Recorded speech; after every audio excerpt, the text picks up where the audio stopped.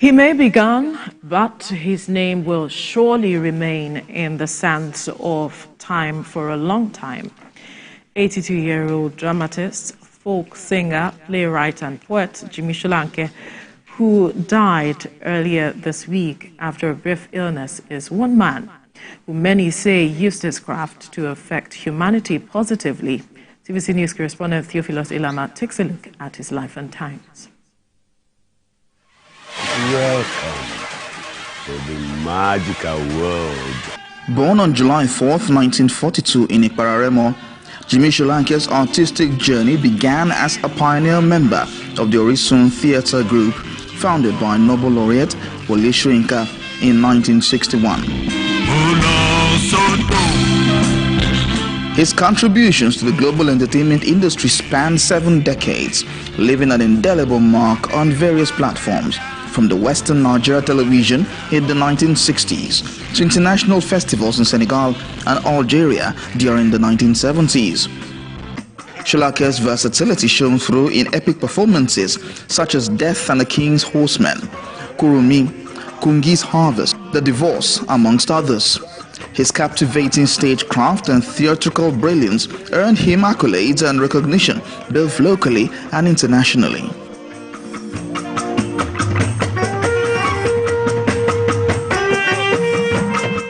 The Oxford Times celebrated him as a skilled Nigerian actor, and the New York Times recognized him as the star of an excellent troupe during a performance of Wole Soyinka's Kungi's Harvest.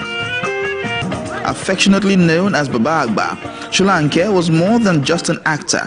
He was a consummate quintessential songwriter, performer, visual artist, and storyteller extraordinaire.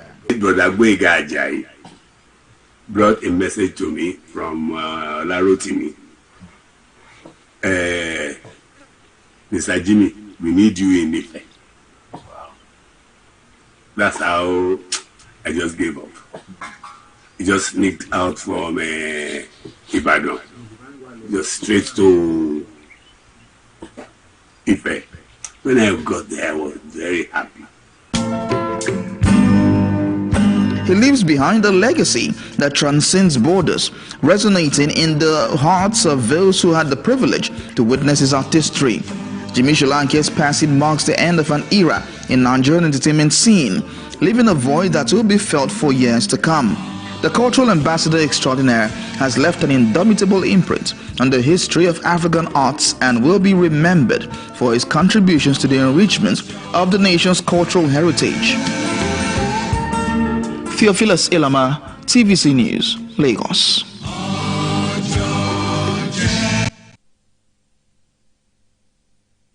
All right, may his soul continue to rest in peace. Well, joining us via Zoom is veteran broadcaster and lecturer, Department of Creative Arts, University of Lagos, Tunji Shotimiri. Good morning. It's good to have you join us this morning. Very good morning to you. It's a pleasure to link up with you this morning. Right. Personally, my fondest memories of Jimi Solanke was Storyland, switching on the TV, watching him do his thing and tell those stories. I'd like to know, tell us your favorite, most fondest memories of him while he was alive. Let me confess to you, I mean, I had a very interesting relationship with Jimi Solanke. For those who describe him as a folk artist, I would say that is just looking at his craft from a very small perspective, a kind of musical composition. And Uncle Jimmy was around, and he was invited to come and rap, do a traditional Yoruba rap to Rap McDonald's, composition. And he didn't even think twice. So he went on to, this song, which is titled Onola. And I'm going to do a bit of that. And he says, Onola, Oja Baragada, Ayelujara, Onotigba, Ari Odo, Re Koja, Eru Obodo, Odoti, Shon, Epun Omi Shon, Titi, Oja Si Ari Ono. Odò lóhun lè mọ́, ọ̀nà lóhun lè mọ́, àti rìnrìn a kò rí ẹni sọ fún wa bóyá odò lẹ̀gbọ́n ni tàbí ọ̀nà ni o. You know, so it was the kind of spontaneity with which he demonstrated his craft. I mean, you know, he belonged to a generation where, you know, what you needed was your talent to survive, you know, then to sort of bring your passion into your practice. And he combined both, you know, seamlessly, so that he was not just a musician, he was a total artist. In fact, I would say that using his, you know, the opportunity of his passing to shout out to promoters, producers, journalists, to bless those who, you know, have demonstrated or who practice live theater, to bring them on and celebrate them, you know, while they're alive. I mean, there is a whole lot of focus on the Nollywood, you know, industry, to the detriment of, you know, live theater practitioners. And I think that is wrong. Quite a number of, you know, this generation do not know much about live theater. All they just know is social media. Right. Uncle T, yes, the issue of live theater, we, of course, we see that he was a big part. Jimmy was a natural on live theater, but for me now is the issue of him creating this center called Ibudo Asha, where he gave back to the younger generation, teaching them the art of folklore. I wonder what how you would sum up the impact of you know, this gift that Jimmy gave to the world, really.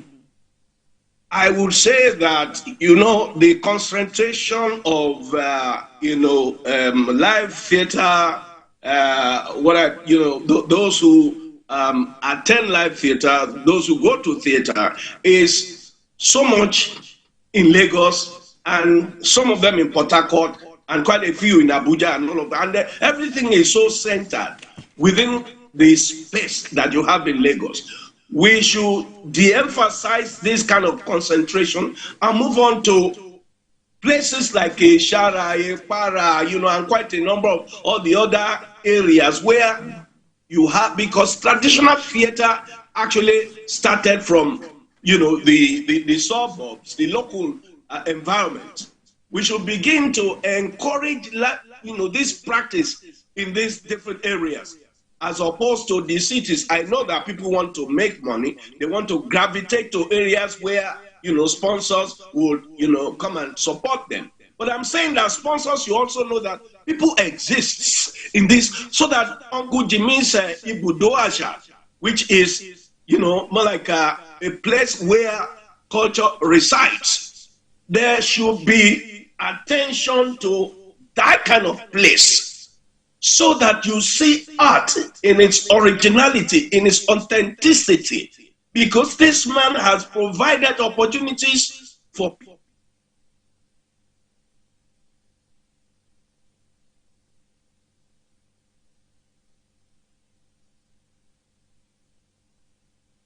And the experience that he has provided that place.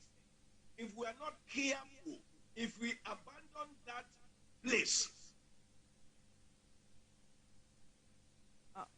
unfortunately, we cannot continue this conversation, but we must thank you, Tunji Shotimiri, veteran broadcaster and lecturer, Department of Creative Arts, University of Lagos. Thank you for your time. We have some challenges there technically, and so we cannot continue, but quickly let's take the entertainment wrap at this time. The Headies Awards is one of Nigeria's most prestigious prizes in music, which has contributed to the advancement of the Nigerian music industry. In new developments, the Headies Academy has announced that the prestigious award is set to return to Nigeria in 2024 after 2 consecutive editions in Atlanta, USA. The announcement was made in a press release issued by the Headies Academy on February 7, 2024.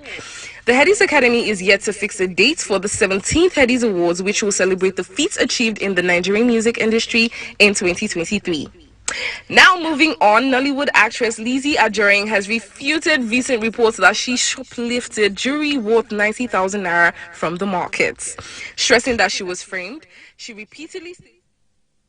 Anyway, that's the much we can take on the program for today. Our time is up. But let's tell you that the views and reactions of all our resource persons are theirs in